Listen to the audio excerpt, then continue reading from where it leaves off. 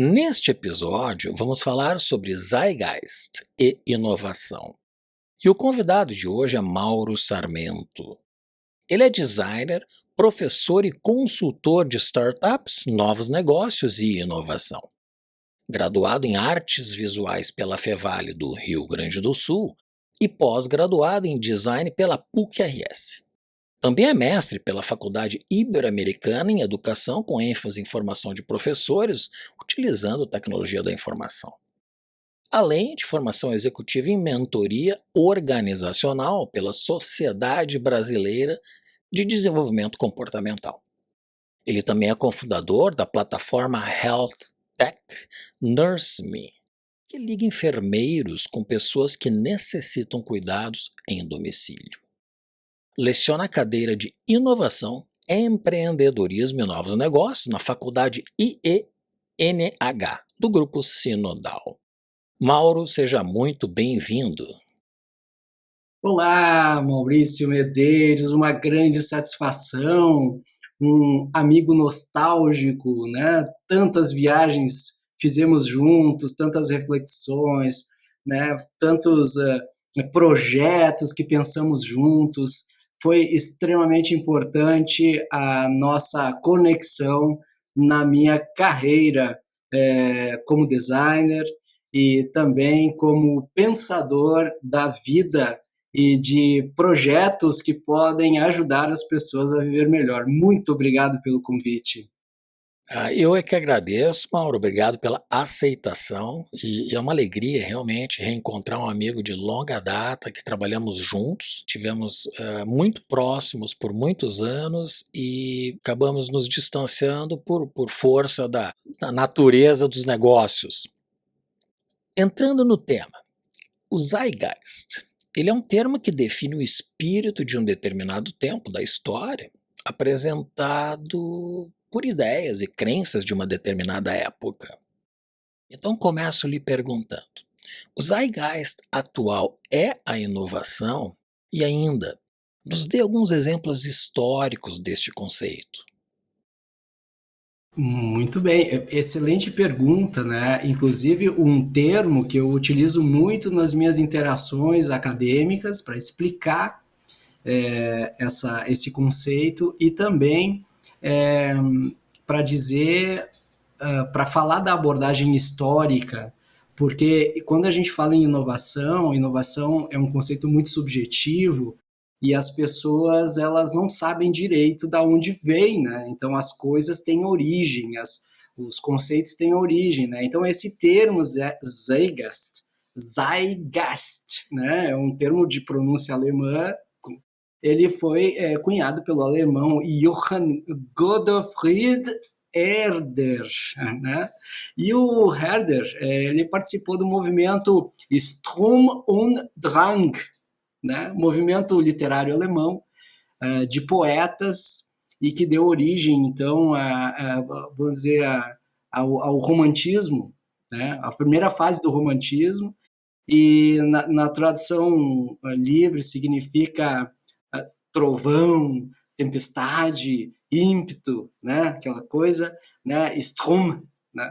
E ele foi contemporâneo de poetas como o Goethe e o Schiller, que negaram o racionalismo excessivo da época e trouxeram ali a questão mais emocional, mais emotiva, mais emocional, né?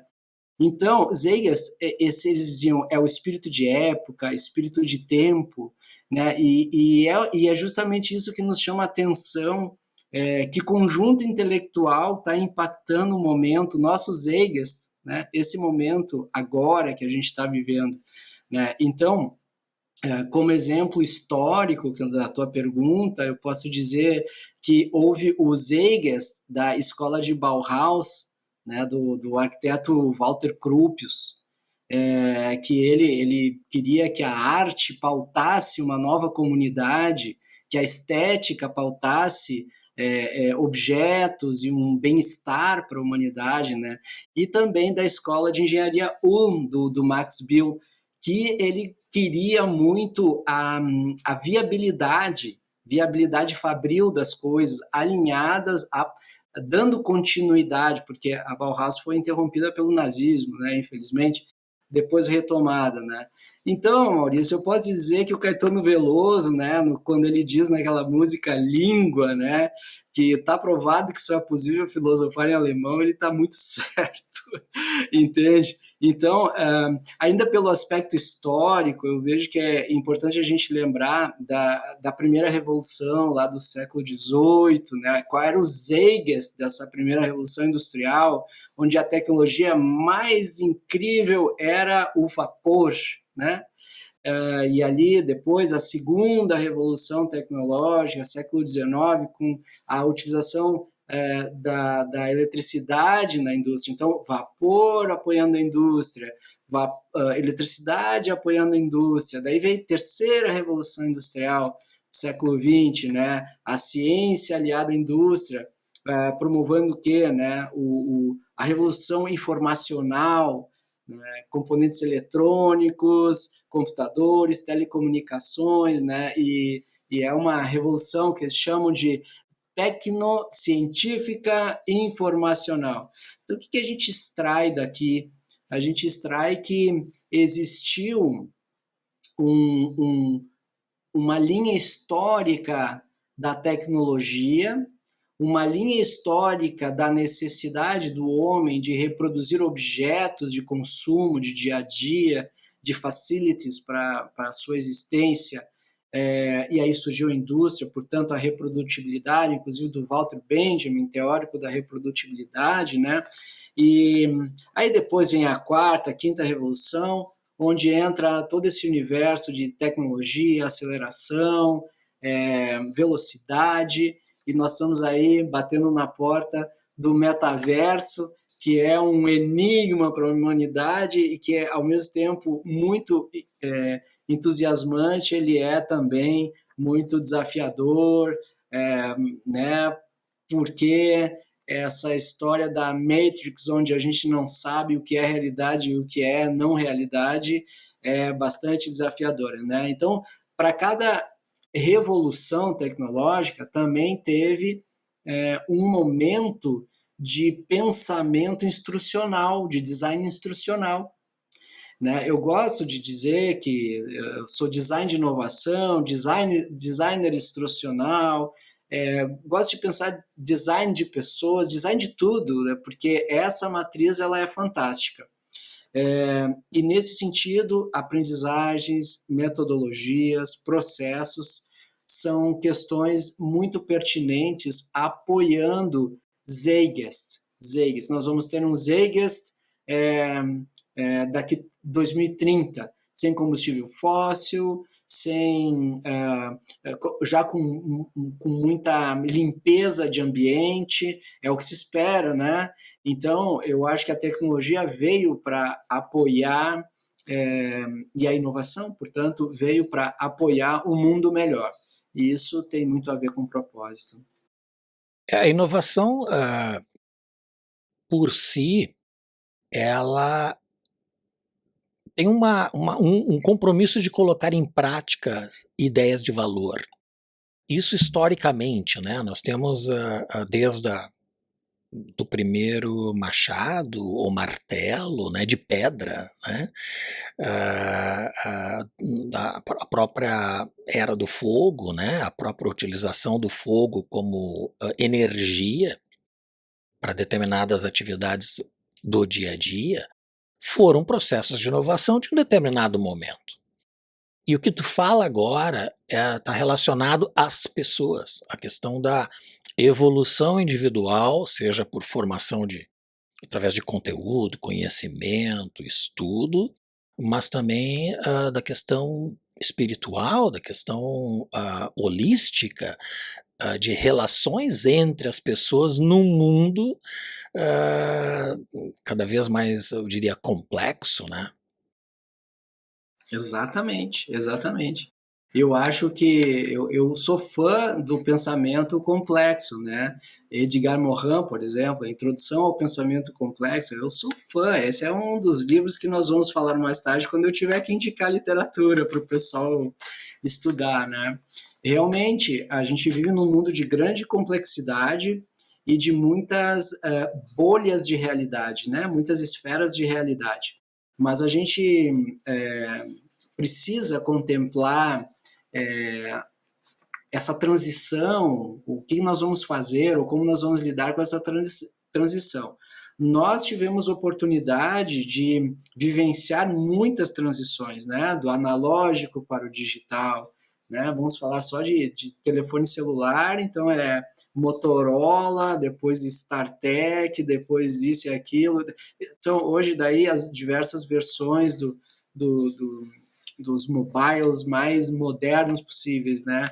Eu acho que a revolução tecnológica ela impacta o ser humano e, ao mesmo tempo, o ser humano promove revolução tecnológica. Eu acho que as tecnologias são mídias de expressão e por isso que a Faculdade de Artes me trouxe um subsídio fantástico. Primeiro, pelo estudo dos movimentos artísticos no mundo, que foram muito revolucionários no sentido de é, provocar mudanças ou expressar mudanças importantes, né? Políticas, sociais, antropológicas, enfim, o pensamento humano, o movimento também literário, o movimento filosófico, isso tudo tem a ver com inovação tecnológica, né? O advento da escrita proporcionou um impacto, e depois a Revolução Industrial que trouxe a visão da reprodutibilidade. Esse ponto ele é um divisor de águas, porque tu sai das guildas e começa a produzir em escala, né? E hoje, vamos dizer assim, a tradução de inovação é escala e propósito e valor, vamos dizer assim. Se fosse reunir em 3 elementos, uma tríade, no meu ponto de vista, seria esse. Agora, a gente é acostumado, porque ambos, eu e você, somos filhos da indústria, né? Nós nascemos nesse ambiente, nós vivemos e nós entendemos esse pensamento linear. Por que eu fui estudar arte? Eu lembro que o meu pai, industriário de calçados, me perguntou: mas meu filho, por que tu vai estudar artes, né? Daí eu disse: eu preciso entender da onde vem a estética e a beleza das coisas, porque senão eu sempre quis ser designer, né? Desenhar. Então, se alguém vai desenhar sapato, tá, como é que eles fazem, da onde e assim por diante. Então, todo esse envolvimento, essa paixão com a forma, a função, a estética, ela foi dedicada a processos de reprodução industrial, a processos e a resultados econômicos voltados à sustentabilidade.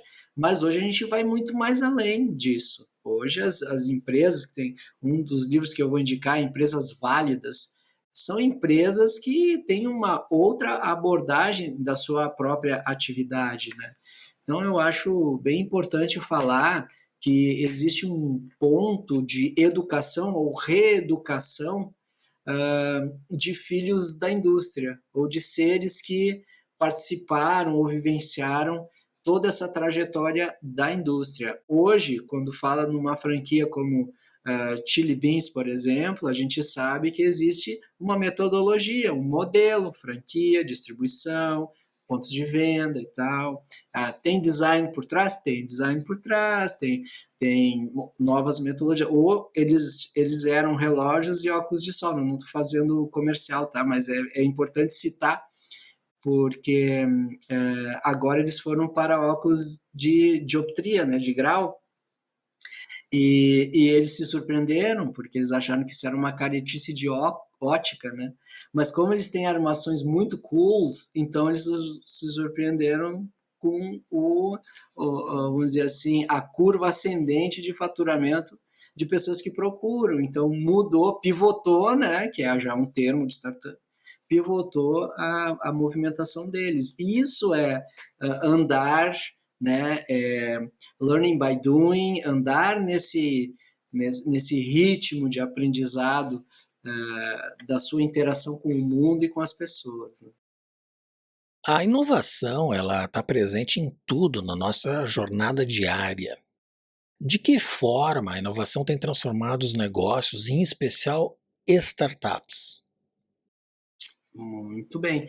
Bom, eu acho que a primeira abordagem que a gente pode comentar a inovação tem impactado empresas ou no aspecto cultural, por exemplo, o mindset experimentalista.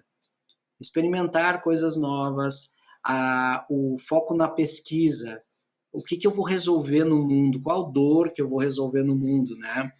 E mentalidade aberta lá da Carol Dweck, que é pensamento fixo versus o pensamento de crescimento, né? Eu acho que isso é importante a gente levar em conta, né? A segunda abordagem que eu penso é a questão da metodologia. Eu acho que foi um grande marco a questão do Lean Startup lá do Eric Rice, que ele trouxe para nós uma visão diferenciada, e aqui nós temos um brasileiro muito interessante, muito inteligente, o Paulo Caroli, né, que ele fala da Lean Inception, ele pega essa visão aí do Eric Rice, ele dá uma apurada na metodologia e ele cria um curso e também uma literatura, um compêndio, uma comunidade também, que é uma outra coisa interessante a ser explorada, para como estratificar melhor uma ideia e chegar ao resultado mais propício ou mais inteligente, né?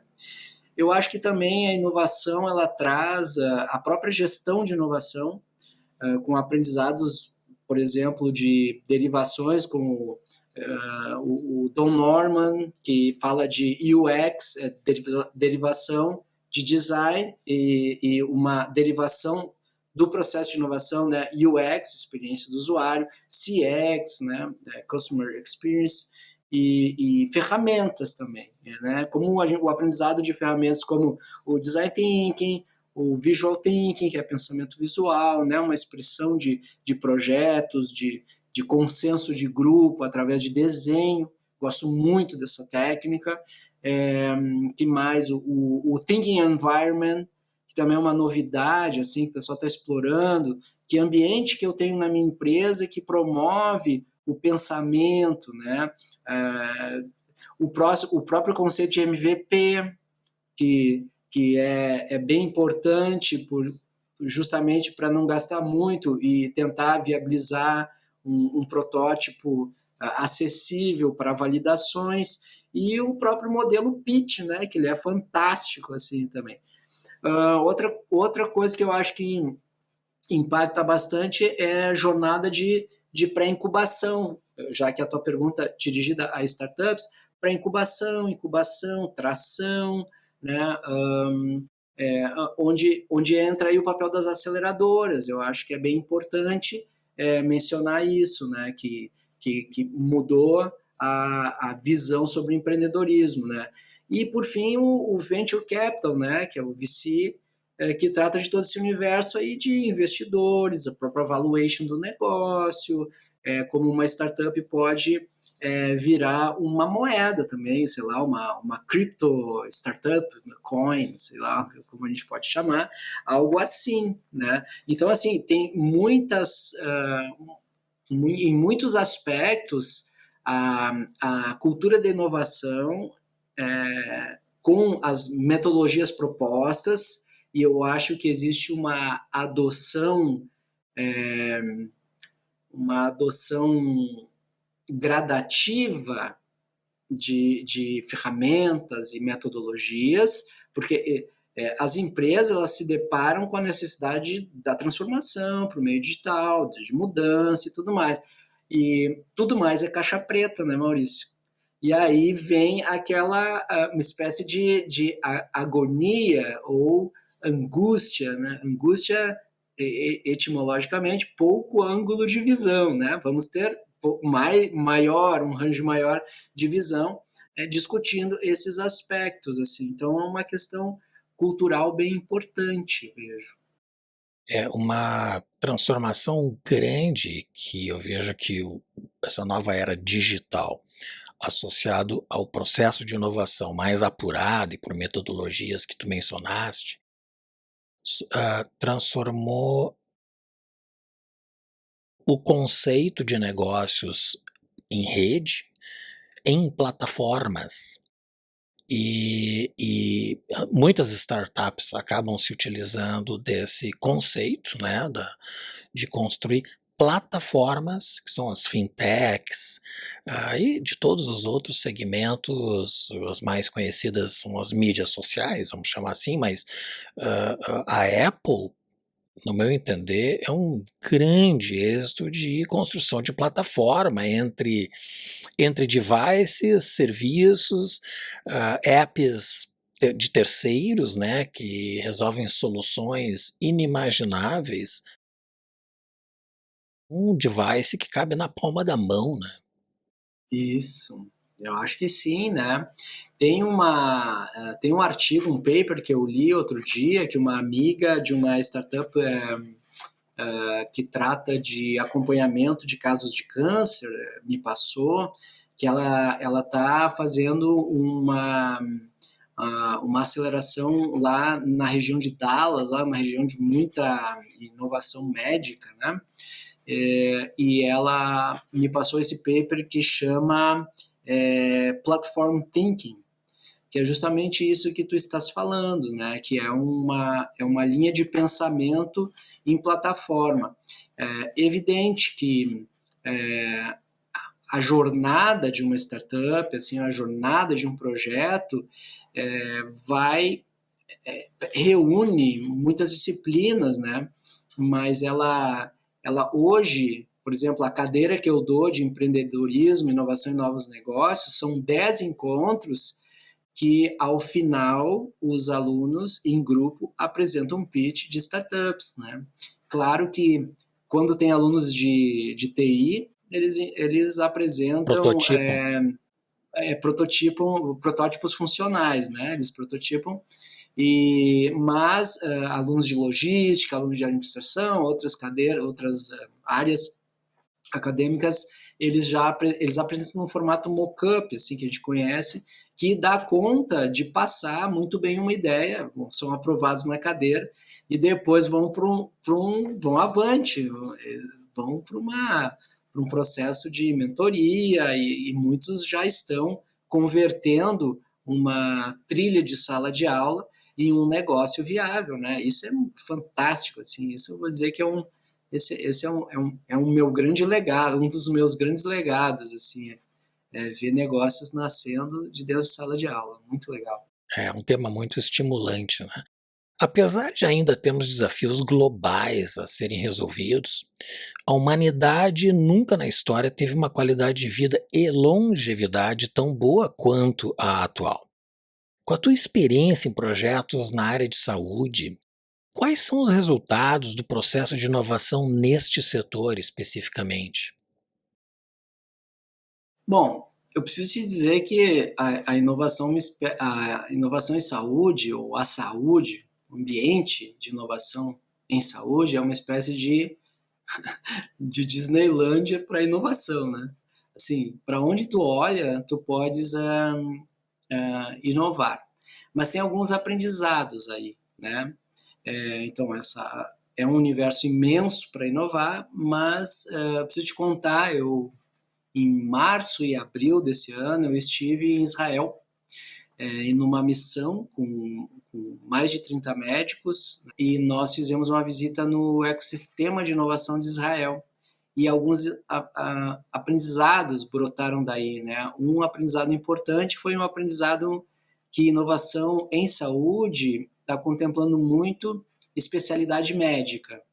Então, por exemplo, inovação em neurologia, inovação em cardiologia, né? Então, é algo que a gente pode verificar quando a gente visita também, aqui no Brasil, uma provinha disso é a Feira Hospitalar de São Paulo, que ali eu vejo muito design de inovação em diversos aspectos da saúde, desde instrumentos cirúrgicos até ambulâncias, né? Então tem tudo ali, tem robôs, né? Avanços na robótica, na cirurgia, avanço em microscópios, avanço em, enfim, todo o universo, né? A saúde é muito vasta.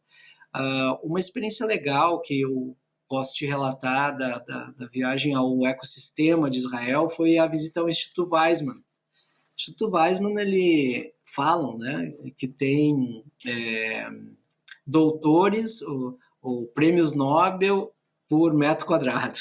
Então, assim, quando esse pessoal trabalha e eles fazem questão de trabalhar com jovens desenvolvedores, com, enfim, são os platinados trabalhando com jovens, extraindo o que melhor existe de vanguarda de tecnologia, mais background de conhecimentos, né? Tem muito resultado. Então, a saúde no Brasil é um campo vastíssimo. Existe as frentes de saúde suplementar, as operadoras e prestadoras, são campos para inovar, precisam ser sustentáveis, tem a sinistralidade alta, tem aspectos de evasão, tem aspectos de adesão, tem muitos aspectos que para manter uma operadora de saúde saudável. Ao mesmo tempo, tem frentes hospitalares, né, inovações para hospitais, a esfera dos fármacos, é importante mencionar, a frente assistencial, né? Tem um grande desafio na saúde mundial, que é a interoperabilidade. Imagina que interessante, Maurício, por exemplo, tu teres o teu prontuário te acompanhando em viagem e aí te acontece algo que nem um amigo que mora em Boston, ele está aprendendo francês e tal, e ele é ciclista, ele foi fazer uma viagem pela França, teve um acidente de bicicleta, foi para o hospital, né? E tá aí o prontuário dele, né? E o prontuário dele poderia estar lá no hospital da França, ou em alguma nuvem, ou algum repositório. Isso é interoperabilidade, né? Então, existe isso. As próprias operadoras de saúde de um grande grupo, elas muitas vezes não estão conectadas. E isso é um gap interessante para ser resolvido, né? Então, como ligar tudo? O próprio uso da telemedicina, né, os novos passos da telemedicina, que agora ficaram mais. A telemedicina ficou mais evidente com o advento da pandemia, né, mas como explorar melhor a telemedicina validou e proporcionou muita consulta no atendimento primário, assim, muito útil hoje, porque alguém que está numa localidade remota pode fazer uma consulta, obter uma receita numa farmácia e curar alguma coisa que não é de muita gravidade, né? Então, assim, a inovação na área da saúde, ela é um tema vastíssimo e precisa quebrar também, vamos falar num termo de saúde, anticorpos também fortes, né? A gente precisa ter menos resistência a nossas proposições mais vamos dizer assim,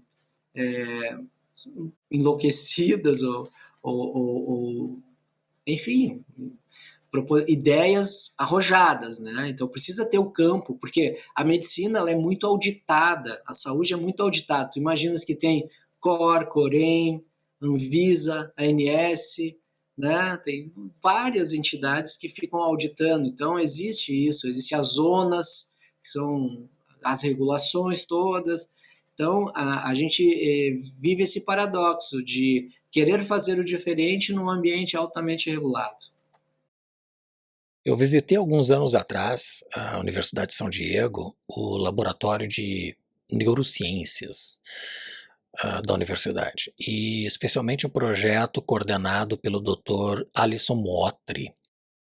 Ele tem feito um estudo já há alguns anos e que tem dado muitos frutos, inclusive um dos ensaios foi para o espaço recentemente, no ano passado, com a SpaceX, que é a construção genética de mini brains, de mini cérebros. através da célula das pessoas. E essa célula pode ser da pele, enfim, de qualquer parte do organismo. Qual que é a metodologia, o que que eles esperam, de resultados desse projeto? Qualquer célula do nosso organismo pode ser transformada num determinado órgão, porque todos os órgãos do nosso corpo têm uma mesma origem, né, celular. Então eles estimularam por aminoácidos e um processo, de incubação, essas células a se transformarem em mini cérebro, mas não é um cérebro formado, ele é microscópico, né. Ele não é um cérebro formado como a gente enxerga, né, com a dimensão que a gente tem. Eles identificaram que esse mini cérebro, depois de 2 semanas, começou a ter uma autogeneração e um crescimento autônomo. Como a célula tem vida e o mini cérebro começou a crescer, ele começou a se desenvolver. Depois de um determinado tempo, eles interligaram com uma empresa de robótica do Vale do Silício, um mini robô por eletrodos neste mini cérebro, e com a movimentação sináptica do mini cérebro, o robô começou a ter movimentos aleatórios. Eles não sabem o porquê e como é o processo decisório para que essa movimentação ocorresse, mas ocorreu. Ou seja, existe uma movimentação sináptica que gera um impulso elétrico e que acabou movimentando o mini robô. Qual é o objetivo? Eles estão buscando uma solução para o autismo.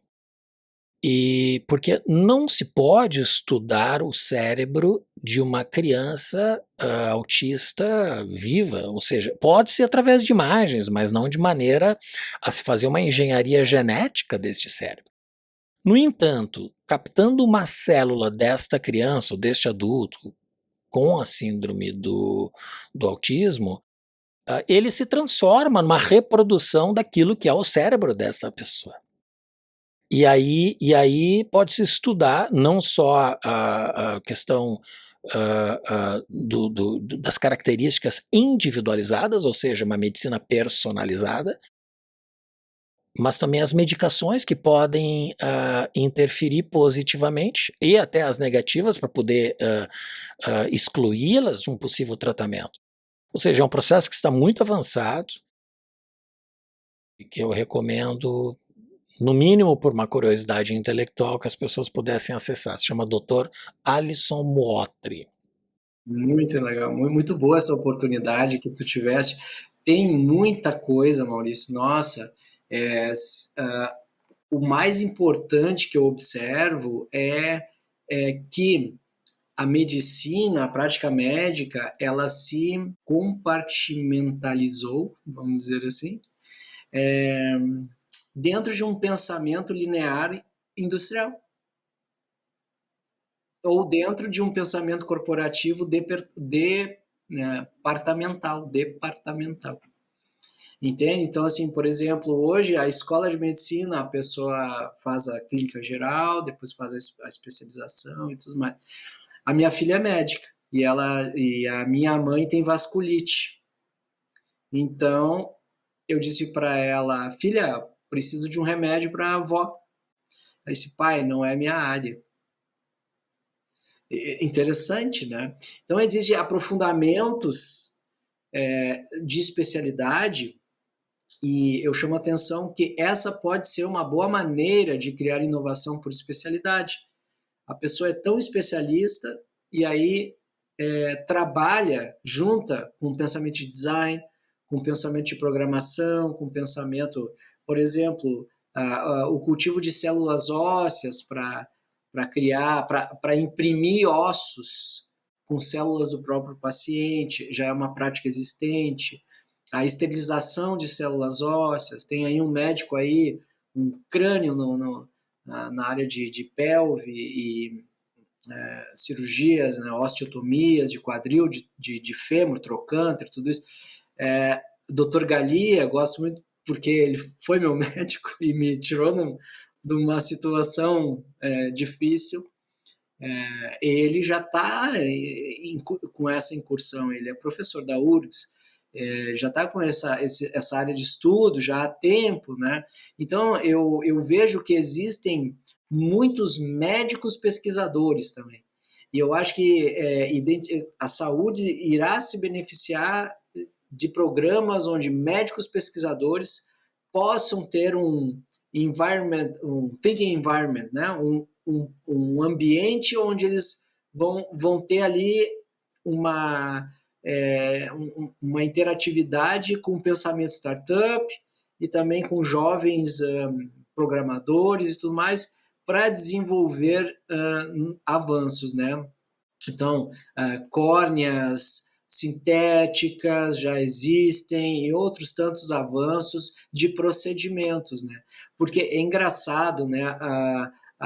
Sempre quando o médico diz essa é uma verdade absoluta porque é assim que eu faço, ele pode ter novos aprendizados. Então, para isso que seminários e congressos existem, e agora já muito pelo viés da inovação, trazendo possibilidades, né? Por exemplo, olha o avanço da hemodinâmica aí na cardiologia, os stands, né? Isso é extraordinário.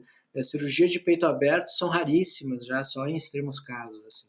E todos os dias estão salvando vidas em minutos de cirurgia, assim, né? E com uma recuperação muito fácil, assim, né? Pouco tempo de Menos UTI e invasiva, tal, né? menos invasivo. Então a tendência é essa, né? Tu vês que é uma inovação de abordagem, né?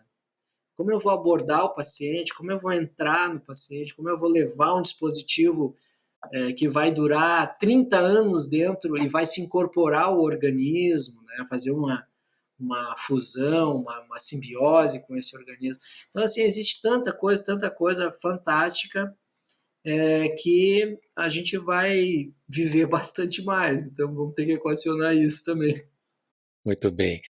O design como um processo sistêmico, ele pode ser um meio para a implementação da cultura de inovação nas organizações, empresas e tudo mais, e ainda, qual deve ser o primeiro passo para isto? Boa pergunta.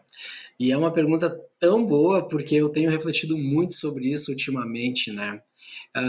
Na minha consultoria, eu trabalho diretamente assim com a implementação de núcleos de inovação nas empresas. E eu te digo que a melhor analogia, uma analogia muito possível de departamento de inovação é a analogia com estúdio de design. É uma analogia muito boa para quem já viveu, assim como eu, como você, já viveu estúdio de design, o processo criativo dentro de ambiente de design. Então, as empresas podem criar inovação pautadas em diversas disciplinas, né? Por exemplo, pode ser inovação conectada, ligada ao departamento de TI, inovação pode acontecer ligada ao departamento de marketing, inovação pode acontecer ligada ou num modelo de comitê, né? Então, eu sou suspeito para falar. Para mim, a melhor disciplina, a melhor escola é um pensamento de design. Por quê? Porque o designer sempre encontrou desafios no seu briefing, né? O designer sempre teve que ser um problem solver, né? Uma pessoa que resolve equações, resolve problemas, né? Para quê? Para fazer produtos que possam atender as demandas da melhor maneira, atender mercado, atender o cliente, ser da melhor forma utilizado. Então, eu acho que isso é um pouco a resposta. Então, por outro lado, sim, o design opera, então, com uma lógica de estética, semiótica, a parte da simbologia, significado, o que isso significa, né? Forma, função, né? E além de de aplicar questões de viabilidade técnica, econômica, industrial. Então, eu acho que isso é o que o design, a escola do design contribui, a própria reprodutibilidade, né? E que é uma pauta sempre. O design não é uma pessoa que pensa uma obra única, uma obra-prima, um objeto, né?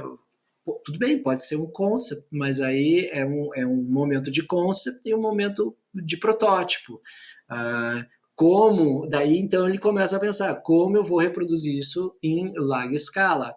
Para qual mercado? Para qual cliente? Daí entra ali a questão da persona. Persona é uma ferramenta de Eric Rice e outros teóricos que trazem isso. Vamos olhar cliente no centro e tudo mais. Então, é uma dinâmica muito legal, a fusão, o aproveitamento de práticas de design na constituição de um modelo de inovação para as empresas, que deve andar em paralelo, como uma espécie de P&D, mas um P&D sem o compromisso do projeto visão PMI em cascata, né? Que tem que saber tudo até o final. O cara tem que ser,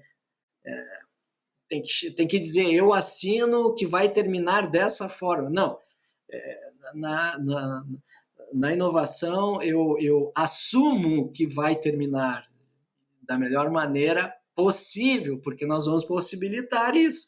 A partir de muitas discussões, a partir de muitas reflexões, nós vamos chegar lá. Eu acho que é por aí.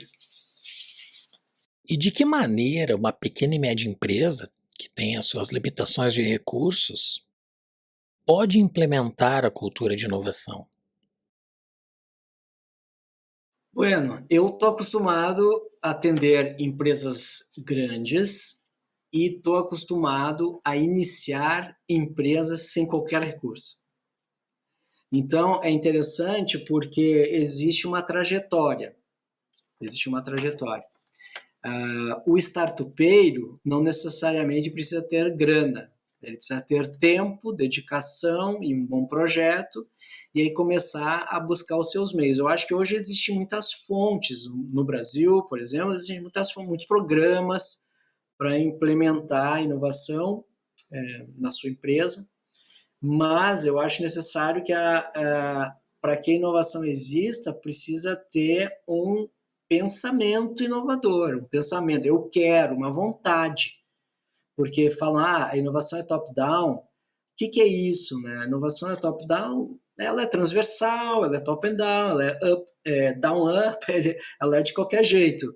Mas eu acho que precisa haver uma vontade de aprender, uma vontade de buscar, de pesquisar, porque hoje tem infinitas fontes e programas muito acessíveis para, primeiro, num primeiro nível, mudar o mindset do empreendedor para um líder inovador. É muito possível, a partir de reflexões e estudos de poucas coisas, não muitas.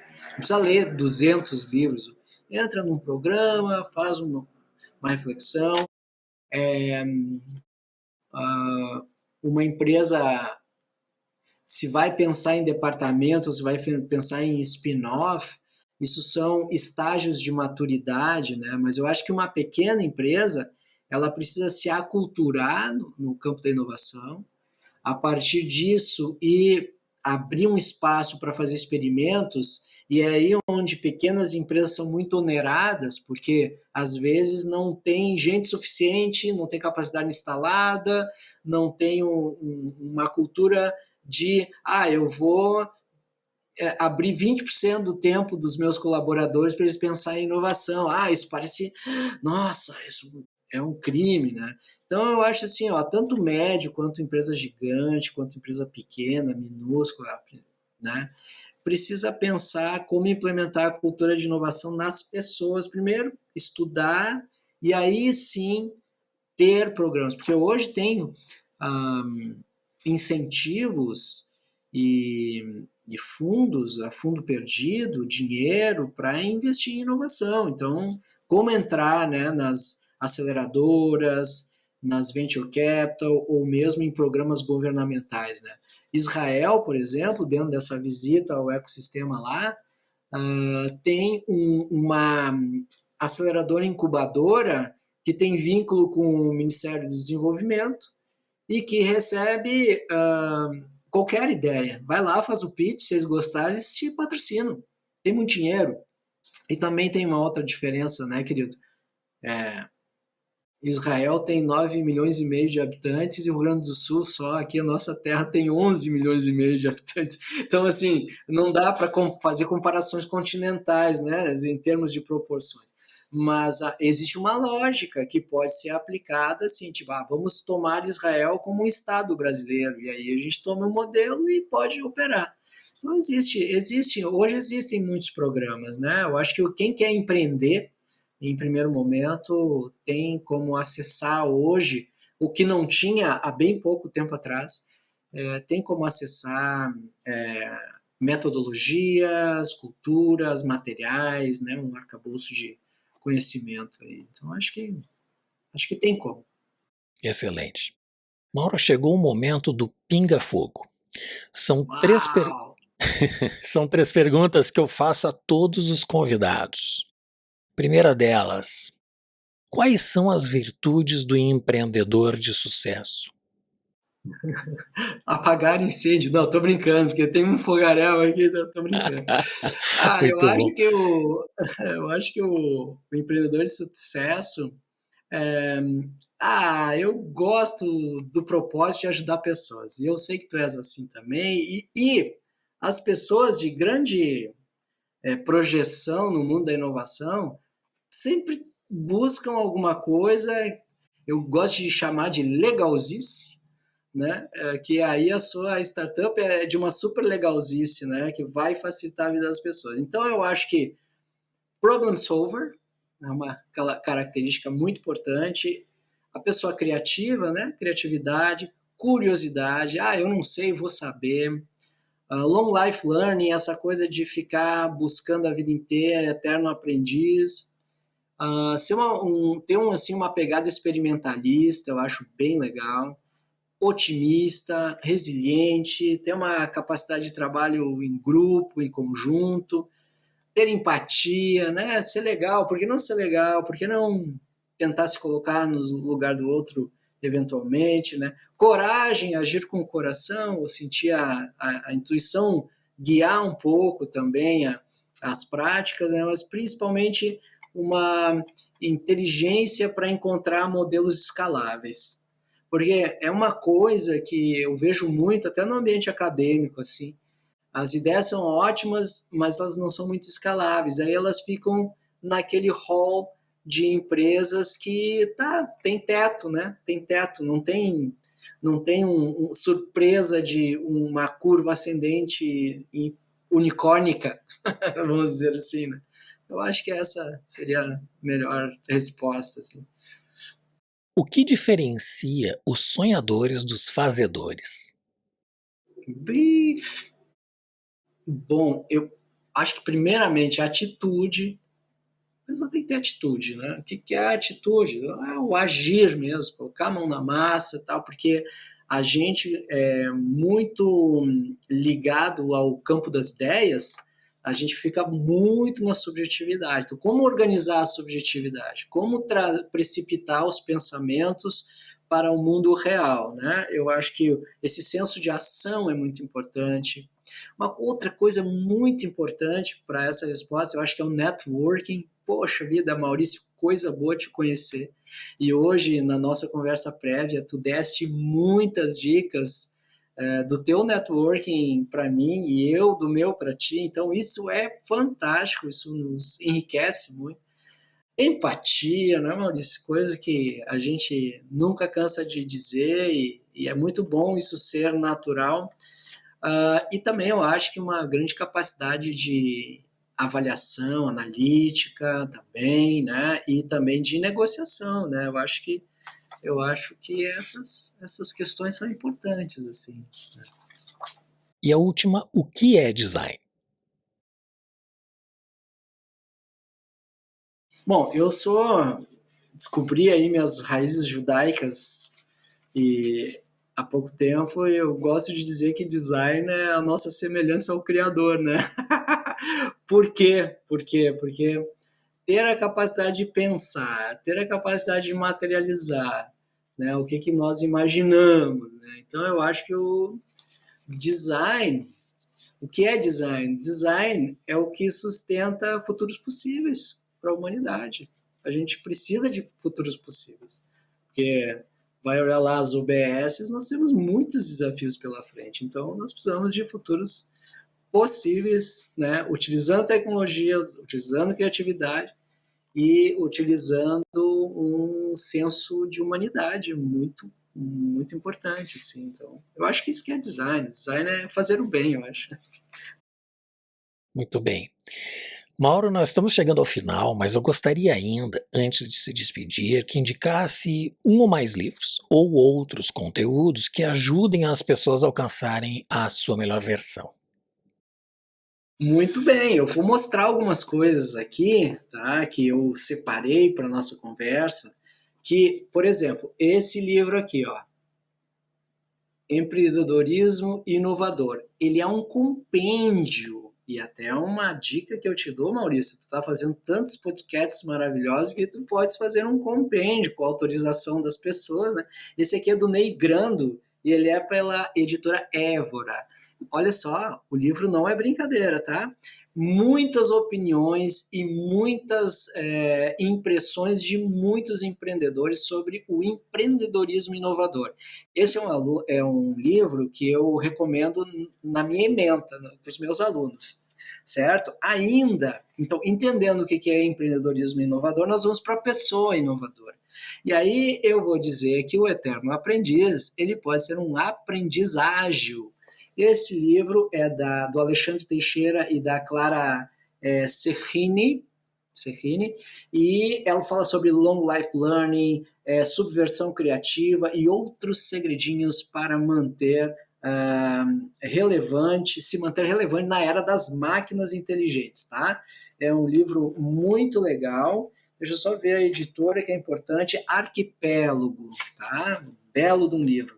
Depois, outro da editora Évora, que eu falo é Desconstruindo o Mindset, Construindo a Inovação.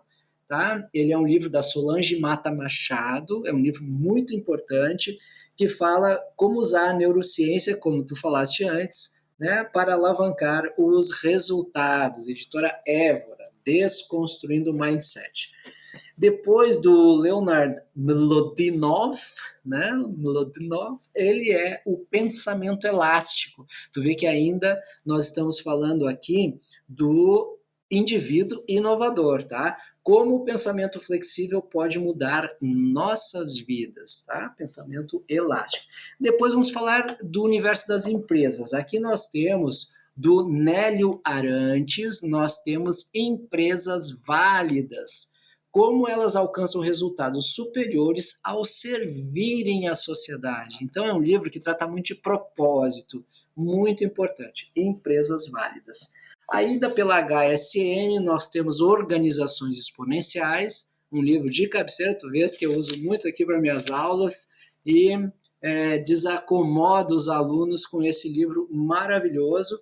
Ele é do Salim Ismail, Michael Malone e Yuri Van Gist, tá? Da Singularity University, ok? Tradução da HSM. Depois, pela editora Évora também, a Caixa Preta da Inovação Aberta é a Revolução da Inovação Aberta. Tá? Inclui casos de empresas pioneiras, a chave da nova competitividade nos negócios do Stefan Lindgaard. Provavelmente ele é nórdico. Deixa eu ver, enquadrar aqui. A capinha é essa aqui, Inovação Aberta. Aí nós vamos para as ferramentas, né, Maurício? O Paulo Caroli, ele está na sequência aqui do Eric Ries, estilo startup do Eric Ries. Então, ele criou a Lean Inception, que é um livro e também um curso, como alinhar pessoas e construir o produto certo. Muito legal o método do Paulo Caroli. E depois, todos os aspectos estratégicos visuais, ou seja, tudo que trata de Canvas, como Canvas. Então tem esse aqui, ó, Ricardo Costa Caghi e Tânia Moura Benevides, Strategic. Conduza a estratégia do seu negócio por caminhos dinâmicos e caminhos de forma inovadora, tá? Então é um livro que fala de canvas de estratégias. O Business Model Canvas Creation, que todo mundo já conhece, o Generation, do Alexander Osterwalder e o Yves Pigneur, deve ser francês esse cara aqui, todo mundo já conhece, que também a extensão deles é o Value Proposition, que é a proposta de valor. E todo e qualquer livro de equipes visuais, de gestão visual, de visual thinking, que são ferramentas gráficas para o comprometimento de equipe, inovação, alta performance. Esse livro aqui é uma tríade, tá? Do David Sibet, que é pela editora, vamos ver aqui, Alta Books. Então, esses são os livros pelo momento. Tem ainda, não posso deixar de falar, do nosso amigo Edgar Morin, que tem o primeiro livro dele, a Introdução ao Pensamento Complexo. Isso é divisor de água para qualquer pessoa que quer inventar mundos possíveis. Então, é um compêndio de